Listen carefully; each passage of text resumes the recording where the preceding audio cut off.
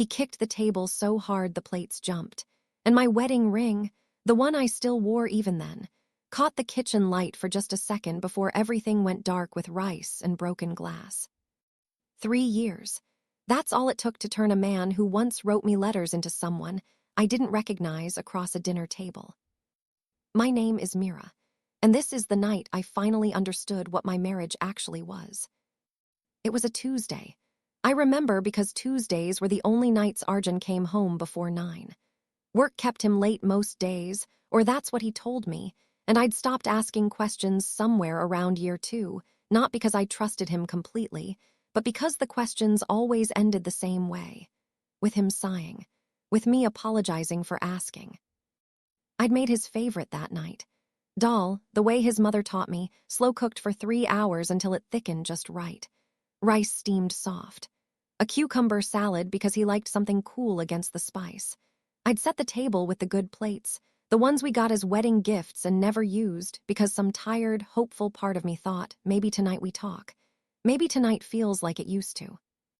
He walked in at 8:40, dropped his bag by the door without looking at me, and sat down. "Smells good," he said, flat, like he was reading it off a card. I smiled anyway. I tried something different with the doll, more ginger. He didn't answer, just ate. "I want you to understand something about silence, the kind that lives inside a marriage. It's not peaceful. It's not calm. It's a held breath that never gets released. You learn to read it the way sailors read weather, the pressure changing before the storm even shows itself on the horizon." I felt it that night, something behind his eyes, something coiled tight. "How was work?" I asked, because someone had to say something, because the quiet was starting to feel like it had teeth. "Fine. Did you get that email sorted? The one with the—" "Mira," he said my name like a warning, like a door closing. "Can we just eat?"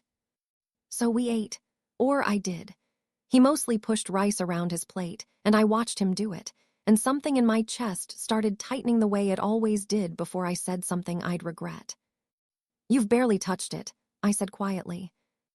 "I'm not hungry." "You said you were starving an hour ago. You texted me." "Well, now I'm not." His fork clattered against the plate. "Is that allowed, or do I need permission for that too?" I should have stopped there. I know that now, looking back with all the clarity that distance gives you. But something in me, something tired of being small, tired of shrinking myself into the spaces between his moods, pushed forward instead. "I just don't understand why you're so angry lately. Every night. I walk on eggshells in my own house, Arjun. I don't even know who I'm cooking for anymore." His jaw tightened. I watched it happen, the muscle jumping under his skin, and some old instinct in me, the one that used to love this man, the one that used to trace that same jaw with her fingers, wanted to reach across the table and smooth it away. I didn't move. "You don't understand," he said low. "You never understand. That's the whole problem, isn't it? 12 hours I'm out there, dealing with people who don't respect me, coming home to—" he gestured at the table, at the food, at me, "to this, to questions, to you needing something from me every single second. I made you dinner. I asked how your day was. That's needing something from you. You're doing it right now." His voice climbed, cracked at the edges. "You're doing the thing, turning everything into an argument, into me being the bad guy." "I didn't say you were the bad guy. I said I don't recognize you anymore. There's a difference." "No." He stood up so fast his chair scraped back and nearly tipped. "No, you know what the difference is. The difference is that you don't know how to be a wife anymore. That's the difference." The word hit me somewhere under my ribs, sharp and sudden, like a rock through glass. "Excuse me." "You heard me." He was pacing now, one hand dragging through his hair, and I remember thinking, distantly, almost outside myself, that I had never seen him look at me the way he was looking at me right then, like I was something in his way. "All women, all of you, you get married and suddenly you think it's a partnership, like everything's 50-50, like I owe you an explanation for every mood, every late night. That's not, Arjun, that's not what a marriage—" "Don't." He pointed at me, and his hand was shaking, and I remember the strange, cold clarity of noticing that, of thinking, he's not just angry. Something else is happening here. Don't tell me what marriage is. I know what marriage is supposed to be. A woman is supposed to make a home feel like a home, not an interrogation room, not a courtroom where I have to defend every single thing I do. I sat very still. I remember my hands, folded in my lap, gripping each other so tightly my knuckles had gone white. All women must, I said slowly, quietly. Must what, Arjun? Finish that sentence. And that's when it happened.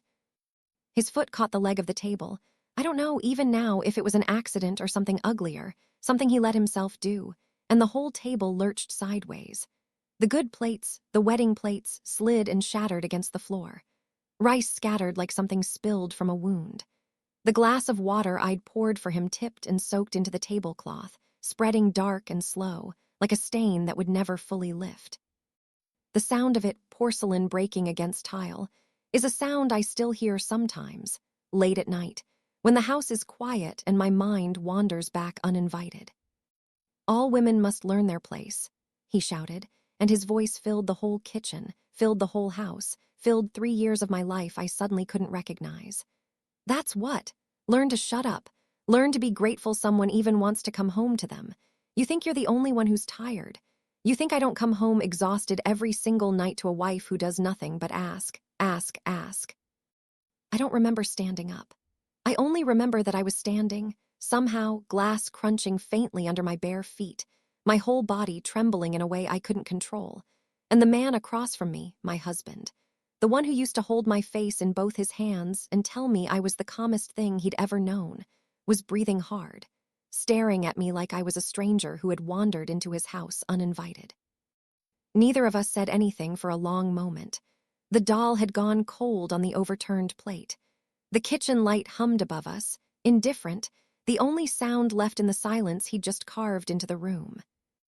And then, very quietly, quieter than anything I'd said all night, I looked at him and asked the only question that mattered anymore. Is this who you've always been, or is this who I made you into? He didn't answer. He just turned, grabbed his keys off the counter, and walked out the door, leaving me standing there in the wreckage of our wedding china, in a kitchen that no longer felt like mine, with a question hanging in the air that I would spend the rest of that night, and many nights after, trying to answer alone. What I didn't know yet, standing there in the broken glass, and the cooling food, and the silence he left behind him, was that this wasn't the beginning of something breaking. It was the end of something that had been broken for a long, long time, and the truth waiting for me, just a few days later, would make that night in the kitchen feel like the smallest fracture of all. I didn't sleep that night. I sat on the kitchen floor for a long time, in my pajamas, surrounded by broken porcelain, and I didn't clean any of it up. I just sat there, back against the cabinet, staring at the door he'd walked through, waiting to see if it would open again. It didn't, not that night. Around 2 a.m, I finally stood up, swept the glass into a dustpan with hands that wouldn't stop shaking, and went to bed alone in a house that suddenly felt too big and too quiet. I lay there staring at the ceiling, replaying his words over and over. All women must, like a record stuck on the ugliest part of a song. He came home the next morning like nothing had happened. That's the part nobody tells you about marriages like mine. It's not one explosion. It's not one terrible night you can point to and say, there, that's where it ended. It's the morning after when he walks in smelling like someone else's coffee, sets his keys down, and asks if there's any of that dal left, like the plates hadn't shattered on the floor 12 hours earlier, like he hadn't looked at me like I was something to be corrected. There's no dal, I said. You watched it get thrown on the floor. He had the decency, at least, to wince. Mira, look, he started, and I remember bracing myself, some small, stubborn part of me still hoping the next words out of his mouth would be I'm sorry. Would be I don't know what came over me. Would be anything close to accountability. Instead he said, you pushed me, you know how to push me. I laughed, not because anything was funny, I want to be clear about that, but because there was nothing else left to do with the sound building in my chest. I asked how your day was, Arjun. I asked you to eat dinner with me. You know it's more than that. It's always more than that with you. I looked at him standing in our kitchen, the kitchen I'd swept clean at 2 a.m, The kitchen that still smelled faintly of spilled doll and something else, something like fear. And I understood, with a clarity that felt almost peaceful in its cruelty, that he wasn't going to apologize. He wasn't even going to try. He believed what he said. That was the part that broke something loose in me. Not the shouting, not the table, not even the plates. It was realizing that when he'd said all women must learn their place, he hadn't been speaking in anger. He'd been speaking a truth he actually carried inside him, one he'd been hiding under 3 years of small kindnesses and good mornings, and I love yous that I now had to look back on and wonder if they'd ever been real at all. I didn't say anything else. I got dressed, went to work, and functioned. The way you learn to function when your whole life has quietly cracked down the middle, and you still have a job, still have bills, still have a body that needs to eat and sleep and show up. But something had shifted. I started watching him differently. Started noticing things I'd trained myself not to see, the way he corrected me in front of his friends, small jabs disguised as jokes. The way he'd sigh, long and put upon, whenever I had an opinion that differed from his. The way, over the last year, I'd slowly stopped inviting my own friends over, stopped going out on weekends, because it was easier, always easier, to just agree, to just fold myself smaller, than to deal with the mood that followed if I didn't. 3 days after the dinner, I called my sister, Divya. I hadn't spoken to her properly in months. Another thing I hadn't let myself notice, how isolated I'd become, how much of my world had shrunk down to the size of our apartment and his moods. "I need to tell you something," I said, and my voice broke on the third word, and once it broke, I couldn't stop it. I told her everything. The dinner, the table, the word wife thrown at me like an accusation. The year before that, all the nights I'd smoothed over in my own memory because it was easier than admitting how bad it had actually gotten. Divya was quiet for a long time on the other end of the line. Then, she said the thing I'd needed someone to say for longer than I could admit. "Mira, that's not a marriage. That's a man waiting for you to disappear." I cried after that call in a way I hadn't let myself cry in years. Not delicate, not quiet, but the kind of crying that comes from somewhere old, somewhere you've been protecting without realizing it. I cried for the woman I used to be before him, the one who used to laugh loudly in public and didn't apologize for taking up space. I cried for the version of our marriage I'd been chasing for 3 years, the one that existed mostly in memory and hope, more than in anything real. And somewhere in that crying, something settled in me. Not peace, not yet, but clarity. I started keeping a folder. Emails, notes dated of nights like the dinner, bank statements because some careful, frightened part of me understood I needed to protect myself before I understood exactly what I was protecting myself from. I didn't tell Arjun any of this. I kept cooking dinner. I kept answering fine when he asked how my day was. But underneath the surface, I was building something, an exit, though I didn't have the courage yet to call it that. 3 weeks later, I found the second thing that broke me. I wasn't looking for it. I want to be honest about that, because so much of what happened after felt like it was owed to some act of investigation on my part, some suspicion I'd been nursing.